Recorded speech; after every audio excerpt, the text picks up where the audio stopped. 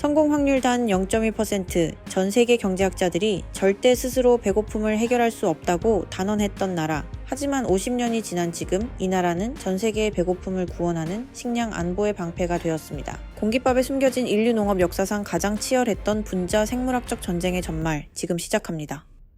안녕하세요. 대한민국 농업의 숨겨진 가치를 알려드리는 스농픽입니다. 여러분, 한국인이라면 밥상에서 빠질 수 없는 게 있는데요. 고소한 김이 모락모락 나는 이 하얀 쌀밥, 우리에겐 너무나 당연한 일상입니다. 하지만 여러분, 불과 60여 년 전만 해도 이 하얀 쌀밥 한 그릇이 대한민국에서 가장 귀한 음식이었다는 사실을 알고 계십니까? 지금 세대에게는 역사책에서나 보는 단어, 바로 보릿고개입니다. 가을에 거둔 쌀은 봄이 오기도 전에 바닥이 나버렸고, 봄에 심은 보리는 아직 파랗기만 해서 먹을 수 없었던 5, 6월 이 시기가 되면 우리 조상들은 먹을 게 없어서 산으로 들러다니며 소나무 껍질을 벗겨 끓여 먹거나 진흙을 섞어 떡을 만들어 먹었습니다. 이 때문에 자연스럽게 사람들끼리 밥 먹었냐라는 안부를 물어보게 되었고, 그게 오늘날 현재까지 자연스럽게 이어지게 된 것이었죠. 1960년대 전 세계 경제학자들은 대한민국을 보고 이 나라는 절대로 스스로 배고픔을 해결할 수 없다고 단언했습니다. 국토의 70%가 산악지대라 평야가 터무니없이 부족했기 때문입니다. 하지만 더 큰 문제는 우리 조상들이 대대손손 심어왔던 전통 벼 품종, 재래종 자포니카 벼가 가진 치명적인 유전적 한계였습니다.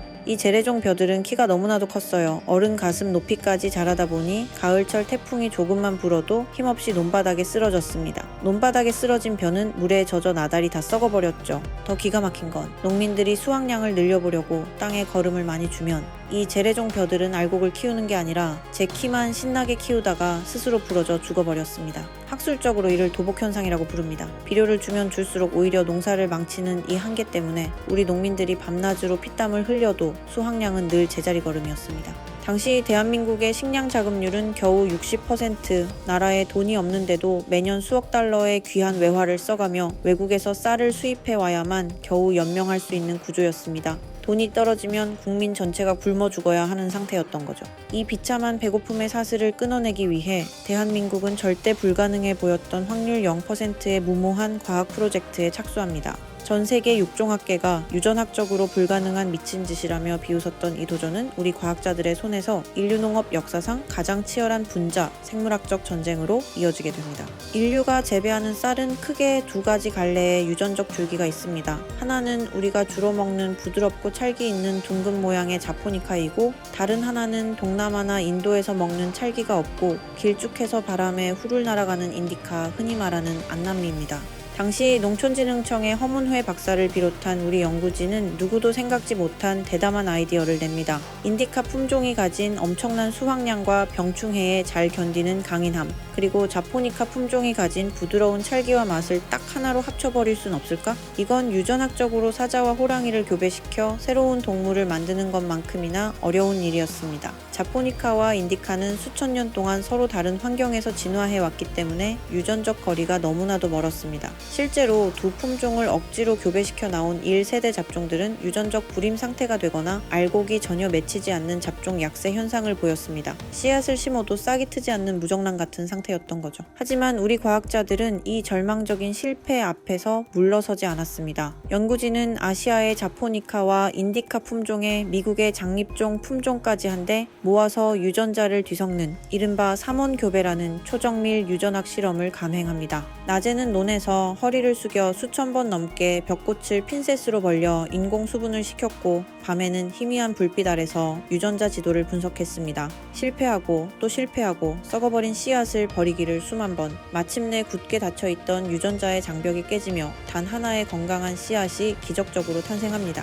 잡종 불임의 저주를 극복하고 살아남은 확률 단 0.1%의 기적, 그것이 바로 통일벼의 위대한 탄생이었습니다. 과학적으로 분석한 통일벼의 신체 구조는 그야말로 완벽한 식량이었습니다. 육종학 데이터를 보면 통일벼는 기존 재래종 벼보다 키가 20cm 이상 작고 단단했습니다. 키가 작고 대가 굵으니 가을철 벼가 무거워져도 절대 쓰러지지 않았고, 강한 태풍이 불어도 꼿꼿하게 버텼습니다.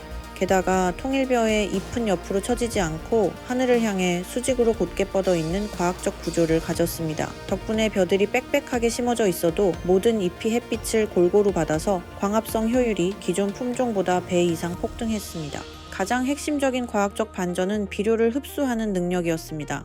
과거의 벼와 달리 통일벼는 화학 비료를 주는 족족 그 영양분을 쓸데없이 키를 키우는 데 쓰지 않고 오롯이 이삭의 알곡을 채우는 데 집중했습니다. 그 결과 이삭 하나당 열리는 쌀알의 수가 기존 80개 수준에서 120개에서 최대 140개 이상으로 말도 안 되게 폭등했습니다. 똑같은 면적의 논에서 수확량이 30%에서 40% 이상 늘어나는 기적이 눈앞에서 증명된 겁니다. 하지만 이 완벽해 보이는 기적의 존재도 치명적인 약점이 도사리고 있었습니다. 통일벼의 유전자 속에는 열대지방에서 자라던 인디카의 피가 흐르고 있었기 때문에 추위에 극도로 취약했습니다. 가을철에 기온이 조금만 평년보다 떨어져도 벼가 알곡을 맺지 못하고 그대로 하얗게 말라 죽어버리는 아킬레스건이 있었던 것이죠. 이 귀중한 기적의 씨앗을 지키고 정착시키기 위해 우리 과학자들과 농민들은 이제 연구실을 나와 차가운 땅 위에서 사투를 시작하게 됩니다. 과학자들의 집념 어린 종자 개량과 농민들의 눈물겨운 현장 실천이 맞물리자 마침내 1977년 대한민국은 단일 작물쌀 생산량 4천만 석을 돌파하는 역사적인 대기록을 섭니다. 전 세계 농학계가 기적이라고 극찬한 식량혁명의 완성이자 마침내 우리 손으로 우리 국민을 먹여 살리는 식량 자급자족을 달성한 순간이었습니다. 이로써 우리 민족을 수천 년간 괴롭혀온 잔인한 단어 보릿고개는 대한민국 역사 속에서 영원히 종적을 감추게 되었습니다. 비록 통일벼는 1990년대를 지나면서 국민들의 소득이 늘어나고 더 부드럽고 맛있는 쌀을 원한다는 소비 트렌드 변화에 따라 삼광벼, 오대벼 같은 고품질 품종들에게 주력 자리를 내주고 아름답게 퇴장했습니다. 하지만 통일벼를 만들며 축적된 세계 최고 수준의 육종 기술은 오늘날 대한민국 첨단 농업을 지탱하는 거대한 뿌리가 되었습니다. 그렇다면 통일벼가 사라진 지금 2026년 현재 우리의 식탁과 쌀은 완전히 안전할까요? 안타깝게도 우리는 지금 과거의 배고픔과는 전혀 다른 차원의 훨씬 더 거대한 위기가 우리의 식탁을 위협하고 있습니다. 바로 인류 전체를 위협하는 지구온난화와 기후위기입니다. 최근 매년 반복되는 역대급 폭염과 가뭄은 노지에서 자라는 벼 생태계를 사정없이 흔들고 있습니다. 출수기에 온도가 너무 높으면 나달이 제대로 여물지 못해 품질 저하가 발생하고 이는 곧 농가의 소득 폭락과 식량 공급망의 위기로 직결됩니다. 게다가 전 세계적인 탄소 중립 규제 속에서 논에 물을 가득 채워두는 전통적인 벼농사가 온실가스인 메탄을 배출한다는 환경적 압박까지 거세지고 있는 실정입니다. 하지만 대한민국 농업과학은 이 위기 앞에서 다시 한번 통일벼의 기적을 재현하고 있습니다. 농촌진흥청과 현대 농학자들은 이제 유전자 가위 기술과 인공지능 빅데이터 예측 모델을 총동원하여 기후변화를 씹어먹는 차세대 통일벼를 탄생시키고 있습니다. 물이 극도로 부족한 가뭄 환경에서도 대량의 알곡을 맺는 가뭄 저항성 벼, 그리고 논에서 물을 자주 빼주어도 뿌리가 상하지 않아서 메탄가스 배출량을 기존 대비 40% 이상 획기적으로 줄여주는 탄소 저감 벼가 이미 실험실을 넘어 실제 우리 논밭에 심어지고 있습니다. 과거 전 세계의 원조를 받아 배고픔을 해결했던 대한민국은 이제 사하라 이남 아프리카의 척박한 땅에 우리의 다수확 벼 종자와 농업 기술을 전수하고 있습니다.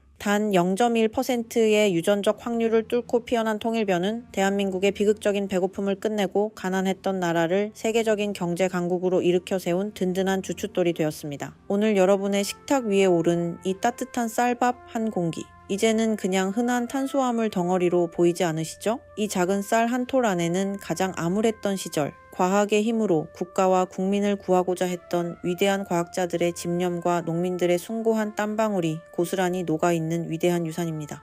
오늘 스농픽이 준비한 쌀에 대한 역사, 여러분은 어떻게 들으셨나요? 기후위기와 쌀 소비량 감소라는 전황위 속에서 우리 종자 주권과 쌀의 가치를 지키기 위해 우리는 앞으로 어떤 대책을 세워야 할까요? 여러분만의 참신한 아이디어가 있다면 댓글에 소중한 의견을 마음껏 남겨주세요. 스농픽 오늘 이야기는 여기서 마치겠습니다. 끝까지 시청해주셔서 진심으로 감사합니다.